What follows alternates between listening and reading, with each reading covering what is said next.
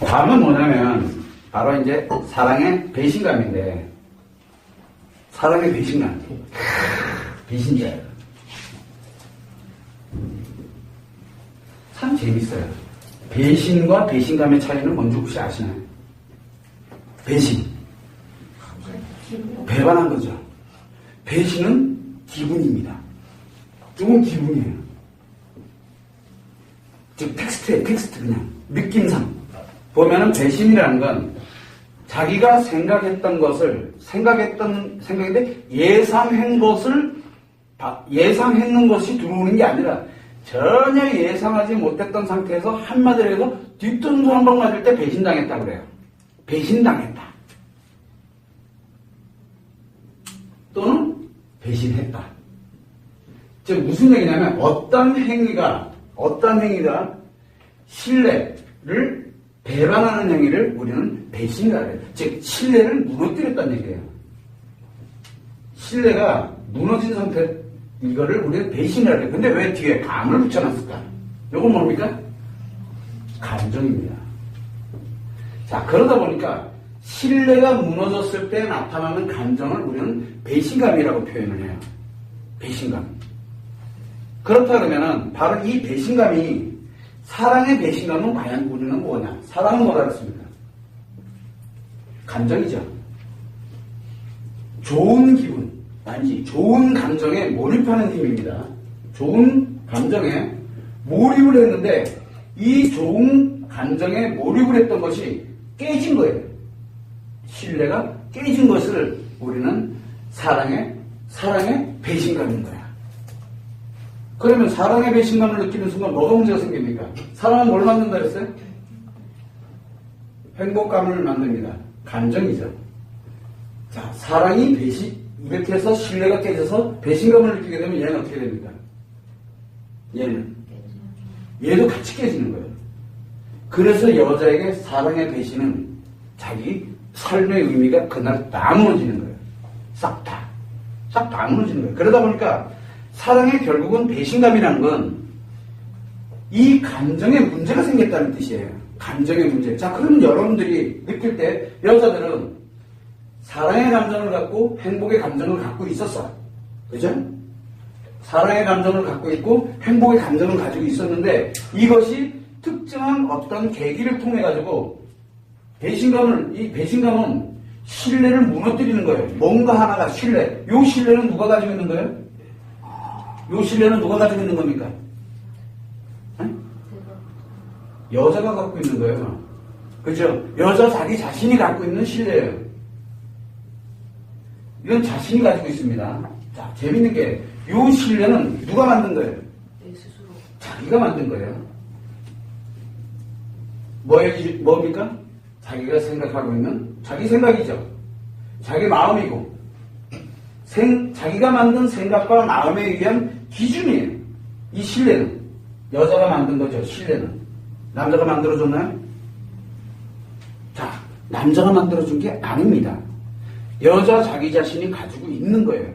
다만 지금까지는 요것이 맞다라고 생각을 하고 있기 때문에 잘 왔던 것 뿐이에요.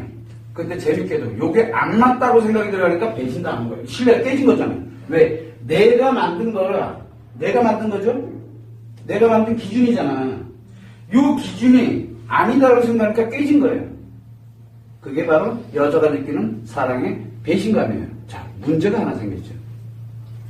여자들이 자기가 만든 생각과 마음은 뭐라 그랬습니까? 생각과 마음은. 생각과 마음. 모든 거를 싸그리 다 받아들여서 뭘 한다 그랬어요? 싸그리 다 받아들여서. 인식을 해서, 기억을 해서, 표현을 함으로써 뭘 한다고요?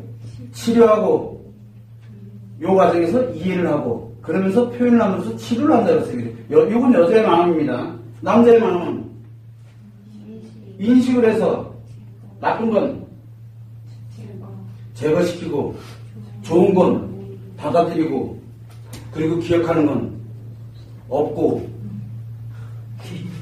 나쁠 때 표현하고 좋을 때 표현하고 기억하는 건 없고 근데 여자는 기억한 걸 치료하는 과정에서 표현을 합니다. 자, 남자의 마음과 여자의 마음은 같은가요?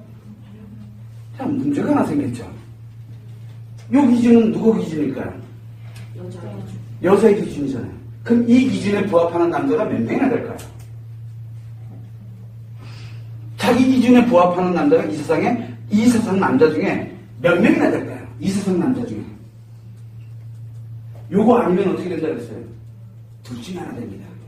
정신병원 아니면 그렇죠. 목적이 찾는 거죠. 네, 나쁜 게 아니라 요 기분 나쁘긴 하지만 그래도 내가 뭔가 요 베네핏이 있어요. 미래를 향해서 가는 거죠. 그 기분, 즐기는 기분, 그 목적만 있으면 그냥 얼마든지 견딜 수 있어요. 왜? 오늘 좀 힘들어도 버틸 수 있거든. 정신병원을 가든가 아니면 목적의식을 갖든가 한마디로 또라이 되든가 아니면 목적의식을 갖고 있는 사람이에요.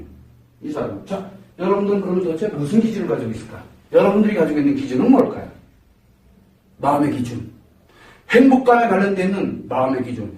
그게 있어야 배신인지 아닌지를 정확하게 알 거 아니에요.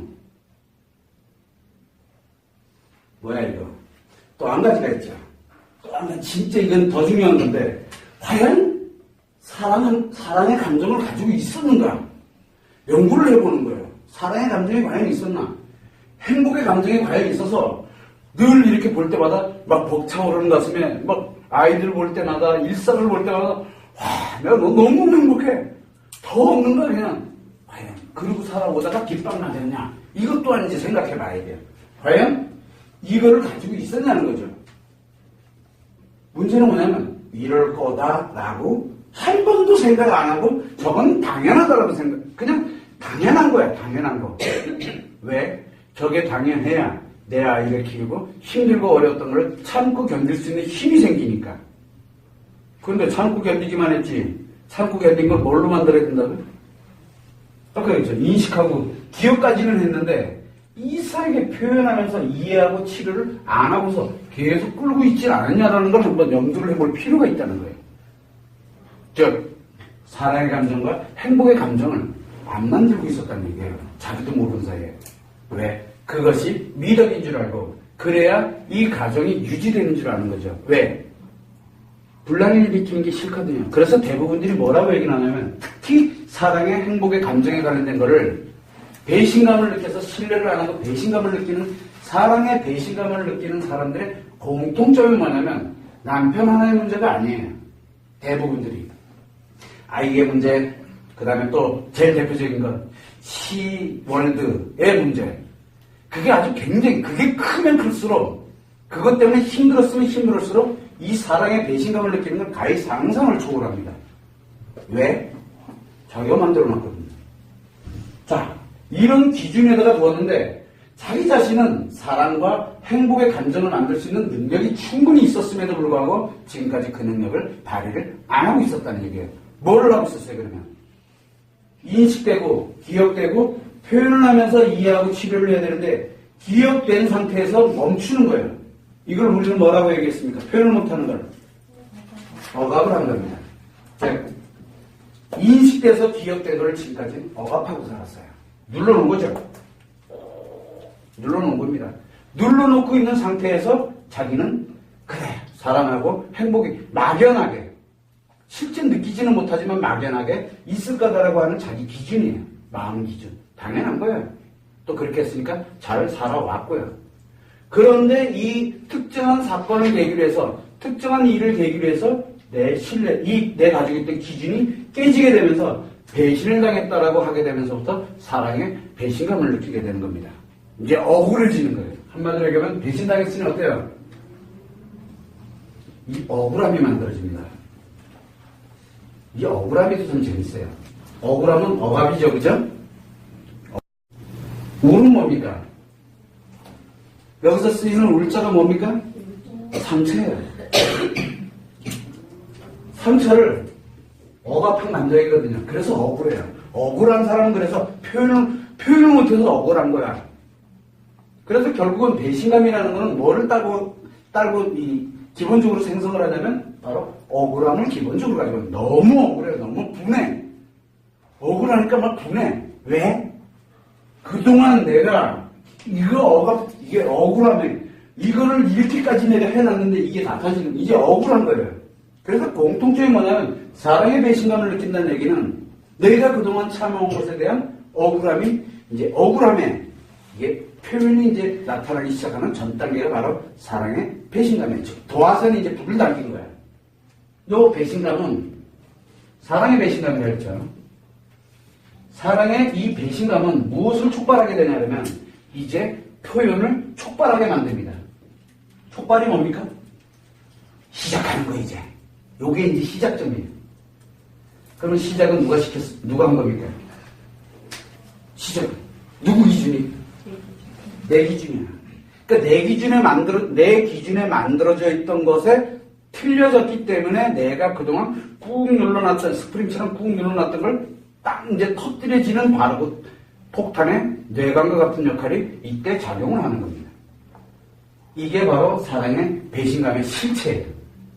그렇다면 우리는 무엇을 알아야 되냐면 첫 번째는 이 우리가 자기가 만든 마음의 기준인데 여자의 마음의 기준에 의해서 신뢰를 하게 되는데 여자의 마음은 분명히 인식하고 기억해서 표현하고 치료하고 이해를 하면서 사랑과 행복의 감정을 가질 수 있도록 여자의 마음은 만들어져 있고 남자는 인식을 할 때 기분 나쁘면 표현해서 제거를 해버리고 좋으면 표현해서 없애버리고 남자는 기분 나빠도 표현해서 없애버리고 기분 좋아도 표현해서 없애버립니다. 그래서 또 받아들이고 왜? 그래야 기억하는 게 하나도 없거든요.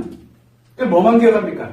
사실 팩트만 기억을 해요. 현상. 일어났던 일만 기억을 하지 그때 만들어졌던 감정 기억 못해요. 그러니까 군대 가서 축구한테 다리 부러진 얘기도 아무렇게 웃으면서 하는 거예요. 빠따 맞던 얘기까지 아무렇지 않게 얘기하는 거예요.